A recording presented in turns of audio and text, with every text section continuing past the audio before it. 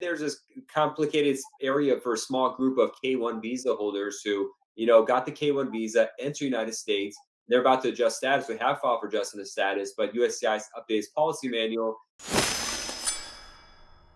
and in it they said your medical has to include the vaccine, but they may not. They may have the vaccine, but it's not listed on their vaccine list that they did at the embassy if they took care of it beforehand. So it gets a little complicated, but for the most part, I don't think they'll need to add it to their medical checkup because USCIS looks at Form I-693, which is the civil surgeon in the United States. But if you're go to a panel physician overseas and do your vaccine requirement overseas, and then come within this window, you should be okay if you're already in the United States adjusting status. But I'm sure I've had colleagues even who gotten RFEs for medicals on this. So it's going to be a weird situation if you're one of the K-1 visa holders who entered before vaccine requirements came, but you've done your vaccine requirement essentially overseas because nuance is that fiance visa holders do have to do a medical checkup before the non-immigrant visa K-1 is issued. They don't have to do the vaccine. They can do that in the United States, but it's always recommendation for the most part people do it overseas. So there's going to be a lot of mistakes.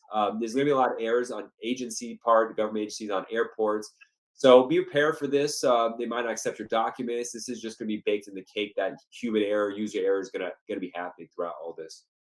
Yeah, and just general advice, have all these proclamations on hand that you can show that you fall under one of the exemptions. We don't know how it's going to work, in practice, because we still have 2 weeks until November 8th when they will start enforce this Yeah. new rules. So we will see. But talking about K1s, I just wanted to add that for them, even if they don't have to get originally COVID vaccine when doing their medical exam in their home country, Yeah. when getting visa, they will still fall under the new rules because K1 technically is non-immigrant visa. Mhm. So they say specifically that only holders of immigrant visas are exempt from Yeah. these new rules.